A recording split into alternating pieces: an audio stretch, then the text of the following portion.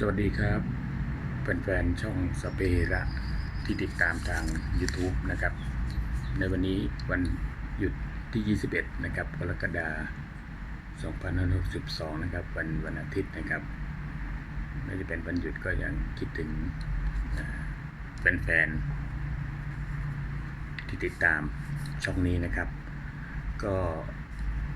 จะเอาสาระเป็นคลิปที่ 3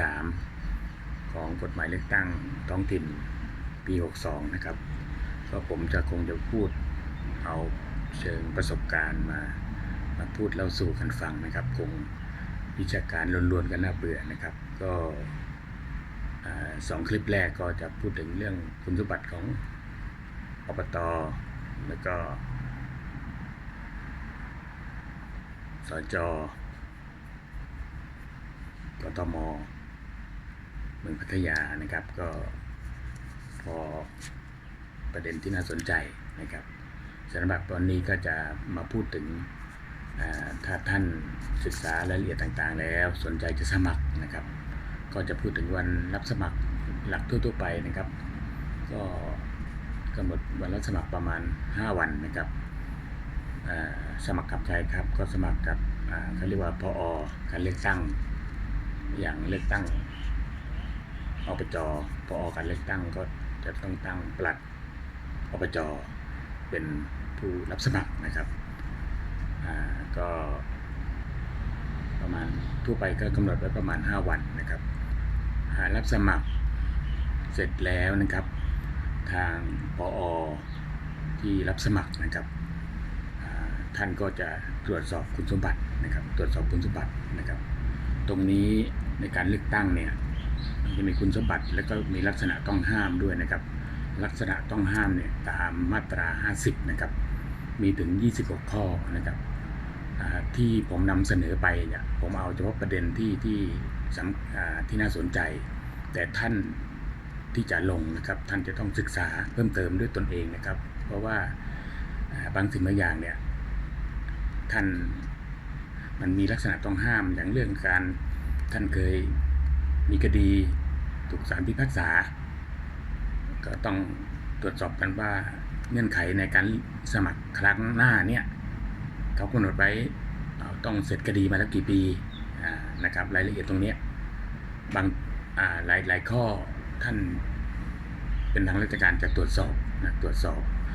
วจสอบสมมติว่าผมยกตัวอย่างง่ายๆตรวจสอบแล้วปรากฏว่าท่านไม่ได้ไปใช้สิทธิเลือกตั้งในครั้งที่ผ่านมานะครับเป็นเงื่อนไขหนึ่งที่จะสมัครเป็นผู้บริหารหรือสมาชิกสภาท้องถิ่นไม่ได้ตรงนี้มีกระบวนการขั้นตอนนะครับตรงนี้ระเบียบกกต.เนี่ยเนื่องจากเป็นกฎหมายเลือกตั้งท้องถิ่นปี 62ระเบียบที่จะคัดค้านคุณสมบัติตรงนี้เขาก็จะเขียนใหม่แต่ผมจะนำแนวทางเดิมที่เขาเคยพูดไว้เคยทำไว้เมื่อของเก่าเมื่อปี45นะครับก็จะถ้ามีการคัดค้านว่าท่านไม่ไปใช้สิทธิเลือกตั้งนะครับทางผอ.การเลือกตั้งเขาก็จะแจ้งไปว่าท่านเขาไม่รับสมัครท่านนะด้วยเงื่อนไขอย่างนี้ก็มีเวลาให้ท่านชี้แจงนะครับชี้แจงท่านก็ต้องชี้แจงมานะครับชี้แจงมาของเดิมก็มีกกต.จังหวัดทางผอ.ผู้อำนวยการเลือกตั้งที่รับสมัครเขาก็จะส่งมีการดำเนินการต่างๆนะครับมีการรับข้อมูลทั้ง2 ฝ่ายแล้วก็ส่งให้กกต.จังหวัดกรองอีกทีหนึ่งทุกวันนี้กกต.จังหวัดไม่มีแล้วแล้วก็ก่อนจะผ่องถ่ายอำนาจตรงนี้มาให้เป็นของผอ.กกต.จังหวัดจุดยุติจุดสิ้นสุดนะครับเรื่องการคัดค้านคุณสมบัติก็ของเดิมนะครับของเดิมก็จะจบที่กกต.กลางเมื่อก่อนก็เรียก5 เสือกกต.ในขั้นตอนตรงนี้5 เสือวินิจฉัยแล้วมีความเห็นเป็นยังไงถือว่ายุตินะครับท่านจะโต้แย้งต่อไปไม่ได้แต่ในครั้งนี้ระเบียบกำลังร่างอยู่ผมไม่แน่ใจว่าจะให้จบที่7 เสือเพราะปัจจุบันเรามี7 เสือกกต.หรือว่าจะต้องไปสู่ศาลได้นะครับก็ยังรอระเบียบอยู่นะครับอีกอันหนึ่งนะครับที่จะต้องเตรียมมาในวันรับสมัครก็คือหลักฐานต่างๆนะครับก็ประสบการณ์ที่เคยพบเคยเจอมาที่น่าสนใจนะครับเรื่องรูปถ่ายผมจะพูดให้นำว่าเรื่องรูปถ่ายมีอะไรที่น่าสนใจบ้างรูปถ่ายเนี่ย บางท่านที่ผมเคยพบเจอมานะครับมีผู้สมัครสจ.จังหวัดหนึ่งนะครับท่านก็ถ่ายรูปมีสายสะพายสีแดงมานะครับสายสะพายสีแดงมาซึ่งรอบนั้นท่านก็ไม่ได้ชนะการเลือกตั้งแต่อยู่มาอีกสักปีหรือ2 ปีเนี่ยผมจำไม่ได้ท่านถูกคำพิพากษาให้ตัดสินให้จำคุกนะครับก็ปรากฏว่าเป็นสายสะพายที่ท่านได้มาท่านก็คิดว่าเป็นของเล่นๆท่านเห็นเขาถ่ายเห็นเขามีติดแล้วมันโก้ดีท่านก็เอาบ้างนะครับปรากฏว่าเรื่องนี้ขนาดท่านไม่ชนะนะครับไม่ชนะท่านก็ถูกผู้กรณีเขาก็แจ้งความดำเนินคดีนะครับท่านเป็นผู้สมัครหรือว่าที่ผู้สมัครแล้วเนี่ยท่านเป็นสิวเม็ดเดียวคู่กรณีเขาก็ยังรู้เลยนะครับเป็นสิ่งที่ต้องระมัดระวังอีกประการหนึ่งนะครับก็คือวุฒิการศึกษาเนี่ยมันจะเชื่อมโยงกับเรื่องคำนำหน้าท่านจบด็อกเตอร์จริงหรือเปล่านะครับท่านจบด็อกเตอร์จริงหรือเปล่าเวลาไปหาเสียงท่านจะเขียนว่าด็อกเตอร์นั้นด็อกเตอร์นี้ซึ่งจริงๆท่านอาจจะยังไม่จบนะครับอาจจะจบแล้วแต่ยังไม่ได้รับปริญญาเป็นเรื่องที่ต้องระมัดระวังทั้งสิ้นนะครับเพราะว่าคู่กรณีจะเอาเรื่องเหล่านี้มาร้องนะครับมาร้องมันจะร้องแล้วเป็นยังไงครับร้องก็ร้องไปท่านอาจจะคิดมุมนั้นนะครับแต่ในการรับสมัครเนี่ยมันมีกระบวนการหนึ่งที่ทางผอ.การรับสมัครเขาก็จะให้ท่านมีพนักงานบันทึกถ้อยคำว่าท่านมีหลักเกณฑ์เงื่อนไขตามที่กฎหมายกำหนดนะท่านก็เซ็นส่วนมากกันไม่ค่อยได้อ่านง่ายๆรับรองตัวเองเซ็นง่ายๆนะครับปรากฏว่าถ้ามันมีหลักฐานต้องดำเนินความต้องแจ้งความดำเนินคดี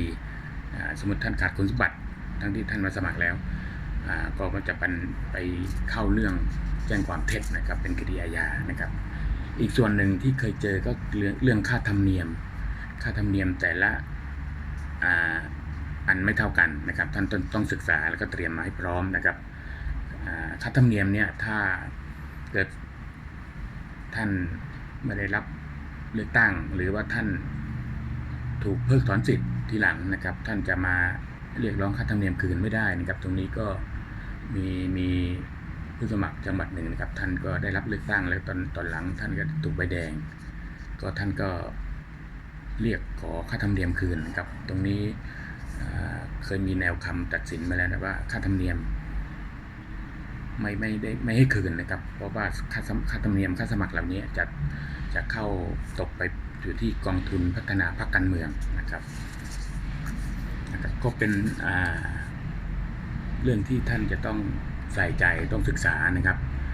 ที่ผมนำมาเสนอนี่เฉพาะในประเด็นที่น่าสนใจเท่านั้นรายละเอียดปลีกย่อยท่านจะต้องศึกษานะครับต้องศึกษาต้องรับผิดชอบตัวเองนะครับก็ฝากไว้นะครับสิ่งละอันพันละน้อยช่องสเปละนะครับบางวันก็เป็นเรื่องเบาสมองนะครับอย่างวันนี้บ่ายวันนี้ก็ขอเป็นสาระนิดหนึ่งนะครับแล้วก็จะนำมาเรื่อยๆนะครับคลิปนี้ก็เป็นคลิปที่3ก็ฝากไว้